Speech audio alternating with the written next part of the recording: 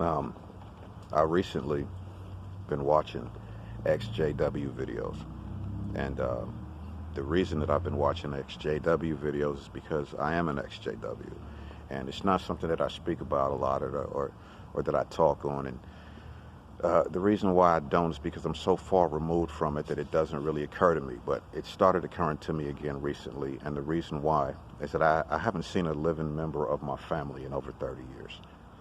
But recently, my brother, who was also XJW, kind of popped up and showed back up in my life, and that's a very cool experience being able to talk to my brother. We just kind of all went our separate ways in this life, but through him, who was also communicating with one of my aunts, she also popped back into my life and started texting me. She's still a JW. She's in it, been in it her whole life, and just like my mother and the rest of my family, that's why I haven't seen none of them in 30 years. She's been in it, and she started texting me, and of course, how does she text? You know how they text. I need to find a relationship with Jehovah, and I need to do this and that, and yada yada, and she loves me, and like, and at this point, I can be honest with you. When they talk to me like that, preaching to me, it makes me angry. If you're going to be a recruiter for the congregation or something like that, that's fine. But don't do it to me. And don't tell me you love me. That stuff makes me sick. That fake, plastic, transparent stuff, that robotic way of speaking to people, that fake, false, fraudulent way of speaking. Like, I don't even talk like that. I'm an authentic person, and I can't stand unauthentic people. I hate disingenuous people. I can't stand them. So my question was, why is she calling now? Why now? I mean, I've been on Facebook, social media almost since 2011. Like, why now? I don't have the answer. I don't know. But here's the funny thing about being ex-JW or disfellowshipped. Here's the funny thing about it. You can disfellowship a kid or a person, a younger person or an older person. It doesn't matter what the age is. You can disfellowship a person, but you can't disfellowship a mind state. See, when you don't fit in with the Jehovah's Witnesses, what a lot of ex-JWs don't talk about is how you don't fit in out here either. Because you have a sense of moral ground, you have a sense of principles and a sense of a way to behave that may be uncommon to the world, right? So to them, you might be strange or weird, or they just don't get it. Well, I got past the point of needing people to get it. I got past the point of needing to be validated and accepted by either side, either the Jehovah's Witnesses or the social norms of this country. I got past it, so I spend a lot of time alone. I work 7 days a week, no days off, and anytime I start another business venture or another partnership with another person, it always ends up like I walk away from it just because their morality is not there. I don't mean immoral like they sleeping with different women. That would be none of my business. But I'm talking about their morality of being a man of their word, being on time, doing what you say you're going to do, be honorable. It doesn't really exist, not at least on the levels that I've been on. So, is that the Jehovah's Witness mentality? Not really. What it more is just me and the experiences that I've been through on this journey. I have done the entire thing, man. I've done the entire thing of heartbreak, disappointment, betrayal, lies, homelessness, all of it, though. I've done all of it. I can honestly say that my life has never really been 100% together. Just never. There's always something either from my past or something that's currently in the present that I still have to fight with, contend with, things that I'm afraid of happening.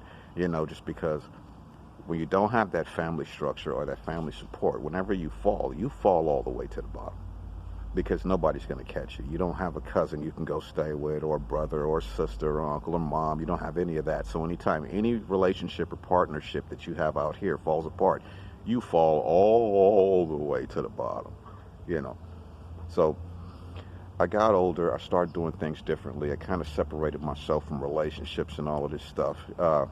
Not because I'm mad at anybody, but just because my mindset is so different from most people that I tried not to partner with them. don't know if some of you ex-JWs out there are like that, but I'm very much like that, you know. But my experiences in life have been very vast. You know what I mean? I've done the whole thing of being in trouble and getting in trouble and having the wrong friends, and I got a bullet in my neck. Trust me, I did the whole experience. Um, I just wanted to say to the ex-JWs out there, I respect what you guys are doing, all of you guys. But here's the difference between you and I. Well, I won't say me and them like we're so different, but a couple of them that I've noticed have gone atheist or agnostic. If you don't know what that means, atheist just means you don't believe in God, you know, or agnostic, you know. But I never went atheist. I always believe in God. I have a personal relationship with God. I have a prayer life, and I always encourage other people in what I do for a living now. I always encourage people to have a personal relationship with God, because this life is very hard on people. This country is very hard on people. And without a prayer life, I just wouldn't know how you would keep your sanity in this world. So, yes, God does exist. Yes, he does exist. He doesn't exist in the Kingdom Hall. But don't confuse the Kingdom Hall with God. All right. No, I'm not atheist. Even my brother, he's not a believer anymore. Okay, no judgment. I understand how you got there, but I didn't get to that place. I pray about things all the time because my life was in such a bad position that I had no place to look but up. So that's what I did. So I always constantly prayed, even when I was homeless and I had to sleep in an underground parking lot. I would write God's name on the wall and say, I'm still here. And a very sad story. I'm not going to get into the whole thing, but the atheist thing. No.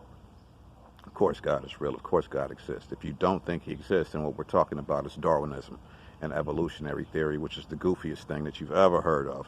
You know what I mean? I know you couldn't possibly believe that. If you believe that, then that means Charles Darwin is your God, and you've seen no evidence of anything he says either.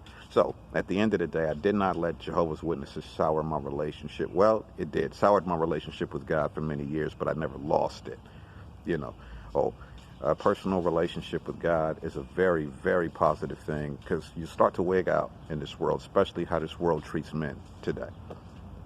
You'll start to wig out a little bit, not know what to do, and when you don't know what to do, you need to have a source or an outlet that you can talk to about these things. Can't really talk to other men because no man can really advise me or give me guidance or advice on anything. And that's not me being arrogant. It's just that my life experience has been so vast that I'm talking to somebody that has less experience and understanding than I do.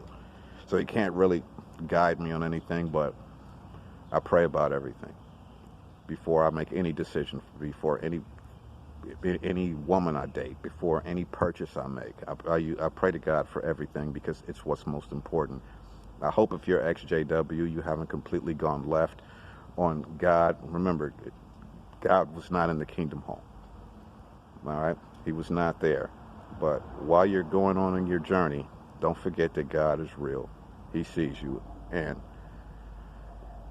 I appreciate what you guys do. I appreciate the ex-JW videos. They're really helpful, especially right now in my life. Why did these people just pop back up? I don't know. I don't know, but it is what it is, and I'm happy to have my brother back in my life. My auntie and all of the Jehovah's Witnesses, get the hell out of here, bro. I'm not interested in nothing you're talking about. You're brain dead. You're brainwashed. I can't have an authentic conversation with you when you can't talk. And don't preach to me. Don't preach to me. I know more to God about it. I know more about God than you do. And don't preach to me. Don't do any of this. But it's funny. But you can disfellowship a person, but you can't disfellowship a mindset. Nobody ever talks about it. Just a thought. Wow.